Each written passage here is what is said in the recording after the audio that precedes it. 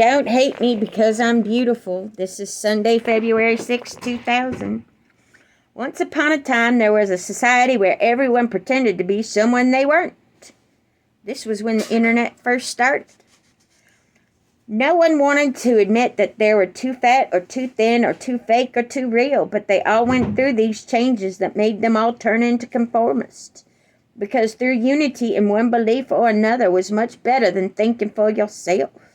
If someone thought differently or did not see life through the same conformist eyes, they were ostracized. They looked like the conformists. They are the same. They ate the same food. But their thoughts never went much deeper than why they do the things they do. How they might change so they don't repeat the same patterns in their own lives. I got a letter from Ange the other day. She was upset about my video. It disturbed her greatly, as it should. 12 easy steps to being a better believer. She wanted to know why I did it. Well, I gave her the easy answer.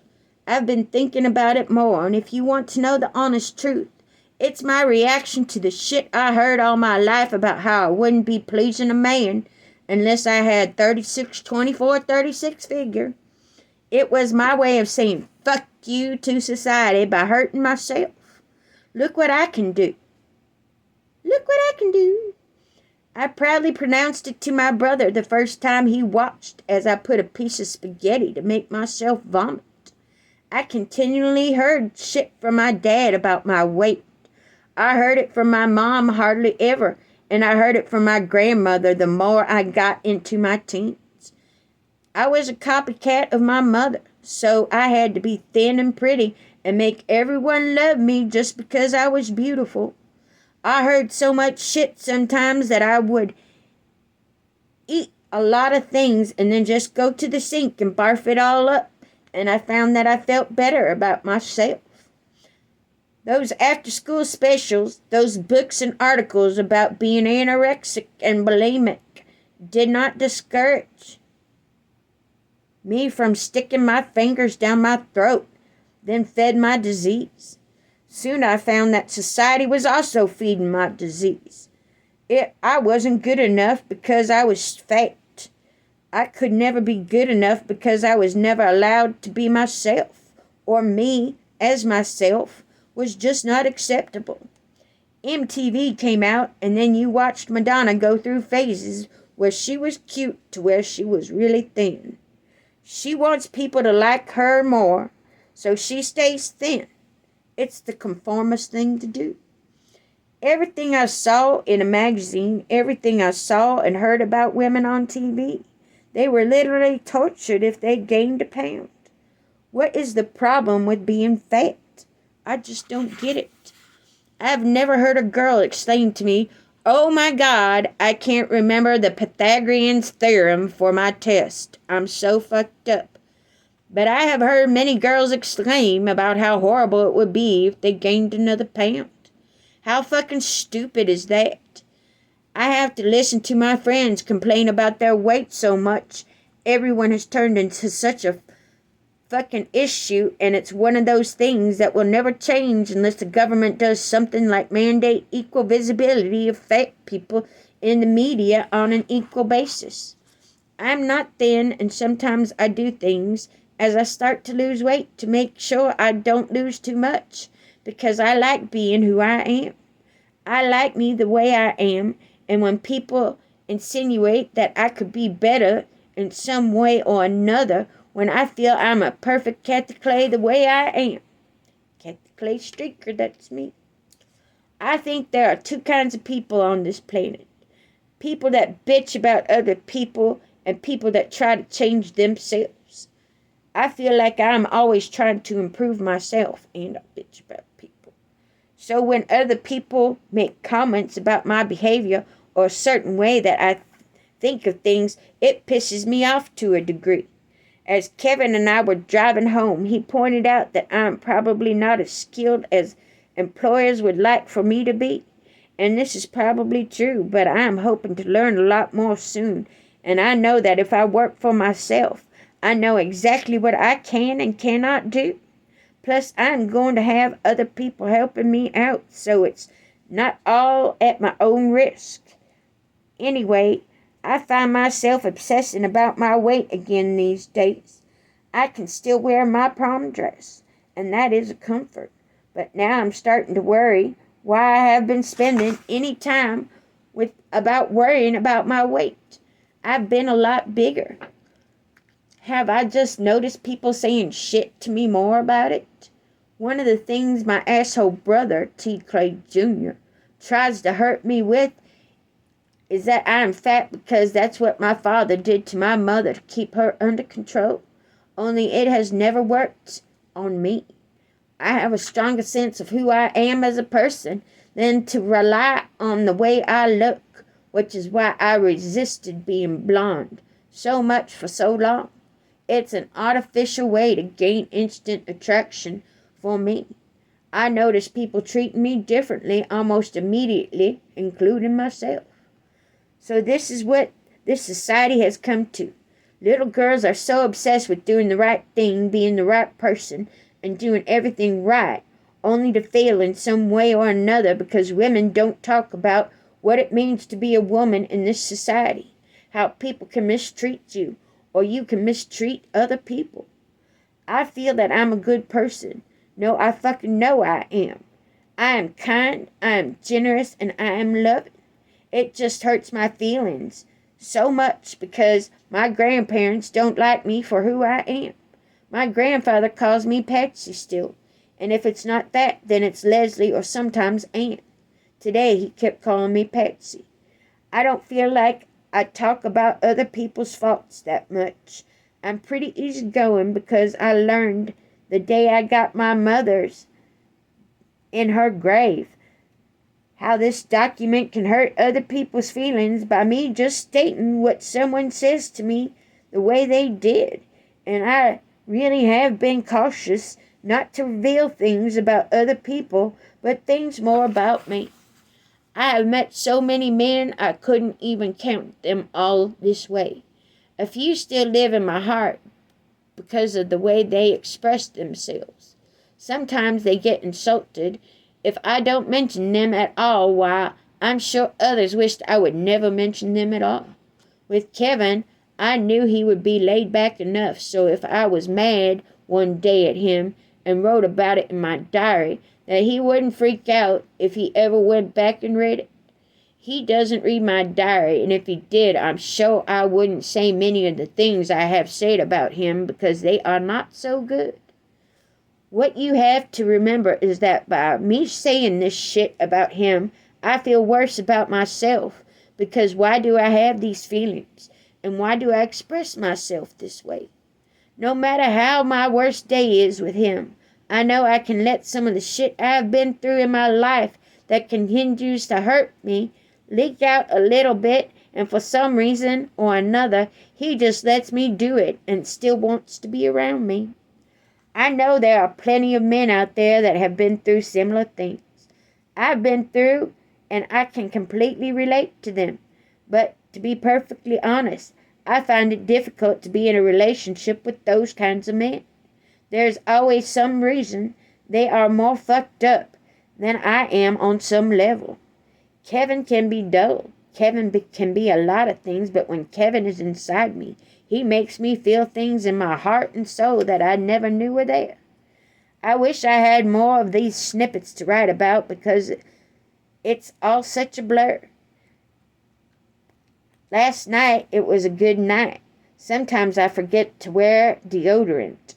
It doesn't happen often, but it does happen. Today I forgot. I usually can cover it up by taking a bath or doing little to get off my sweaty. But yesterday, riding in the car for as long and hanging out with and moving around, I was getting stinky, so I had to take a bath, which I totally love because what bastard is ever going to say that he won't go down on you if you haven't got a clean cunt? Plus, I know that if I am pleased properly, and he has warmed me up by rubbing on my G-spot before he goes in, then he's going to get a much better quality of pussy. I think this is something that is left out of sex books everywhere. The reason you get to warm up the pussy is to get a higher quality of pussy. If you just want to stick it in, then go fuck a mayonnaise jar. But if you want hot, juicy cunt, then you better fucking go out of your way to keep my pussy happy. That's just the way it has to be. I figured something else out. Women are stingy with their bodies. They don't want their boyfriends or husbands rubbing all over them. Now every woman knows you cannot look at a man and feel his soul like you can feel a woman and feel what is in her heart and soul. That is, if she's ever fucking has one. Men do not share their feelings like women do. Men do not communicate like women do. Men like to touch and watch, and that is why we have smut magazines and porn looking the way it does, because we allow men to have their way for so long. Fuck that noise. I know what I like when I look at a man, and it's not that shit they run and play, girl. As Kevin was caressing my body last night, I realized that this was his way of sharing his feelings. This is every man's way of sharing who he is. And for some reason, I don't know if it was feminism or what, but somewhere along the way we lost the ability to be sensual or express that in our nature. Think of all the things that you do that are sensual. What is the one thing that is so incredibly sensual that everyone participates in it no matter what their gender is? Eating. If you are eating, then you are allowing yourself to feel and enjoy one of the finest pleasures this world has to offer. Have you ever seen a sensual woman that was thin? There is a reason people are ripe versus people that aren't. Elizabeth McNabb once told me that most victims of some kind of sexual abuse would often choose bulimia as their form of fighting back. Only a bulimic never realizes they aren't fighting back. Instead, they are killing themselves because they are denying themselves sensual pleasure, and therefore they are denying themselves their sensuality. I refuse to believe that any woman thinner than me has a better quality or higher self-worth than I do by simply being thin. I do not put a consecrated effort into worrying about every little thing that goes in my mouth, because I'm not trying to win any popularity contest by pretending to be a woman. I simply am not. And you know, those same chicks are really worried about if they gained any weight instead of if they're being pleased. I also refuse to believe that a woman that is thinner than me, unnaturally that is, has a better sex life than I do, because you know what I have noticed about women that worry about every fucking little thing like that. They never brag about how great their sex lives are, probably because they are not convinced themselves that they are who they want to be. This American dream bullshit has so many people deceived into believing that they can perhaps buy a slice of what American pie has to offer if they play by the rules. But what they don't understand is that no matter if you play by the rules or deviate from them, that's all there is, no matter if you play by the rules or deviate from them. Nothing is going to happen if you want to stand in your own 2 feet and live life the way you see fit. God is not going to come from the sky and smite us all for being ourselves. I think what religion has come to symbolize in this country is a big fucking joke. Unless you feel that Jim Bakker has something he knows about life better than you do. This was before he came out and was his stanky pussy self and fucking other people besides his wife. You can try to deny yourself many of the pleasures this life has to offer But don't fucking condemn those of us that choose to live the life the way we want to because we believe more in ourselves. Edited 8/14/21. Fuck, I wrote this over 20 years ago, and goddamn life has changed in so many ways, but in others it's still the same. Much of what I say about women is still true today. Why hasn't it changed? Because life doesn't change. The patriarchy won't change, and everybody's going to be conscious about their weight forever because that's how we relate. I live in California now. It's really good and nice to see how LGBT would become LGBTQIA, and the girly boys in Thailand will become so popular throughout the world as well as being accepted by most people, unlike American Express. It's just really nice to see how much life has changed for some people, but the sensuality and sexuality that I mentioned above has not changed. Every time I walk by a woman or notice a woman walking by me, I can tell if she's been fucked properly. Most of the time it's a no, because they really don't understand their bodies, and their husbands are more interested in watching porn hub than actually learning about the human body and how to please a woman. So the two are separate gnomes doing the same thing because they can't communicate. Cheating isn't the worst thing a person can do. Murder depends. And if people would just be honest and open with each other from the second they met each other, knowing that they may be somewhere, some way down the line, you might want to POA on the side.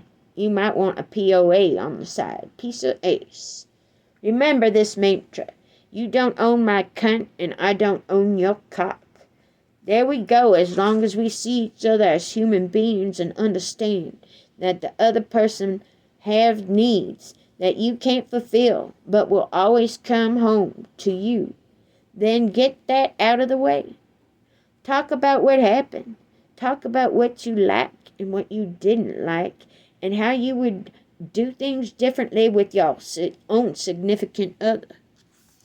You need to understand that you should be loving each other more than you should be hating each other because somebody cheated on you. Somebody cheated on you. It's going to happen. And you just got to get used to it, like Ivana Trump and being raped by her husband, that fucking prick Donald Trump. I can't believe he sacked Washington, that fucking piece of shit. I can't wait to pull his Secret Service. I can't wait for that bastard to go down for murder. If he doesn't go down for murder,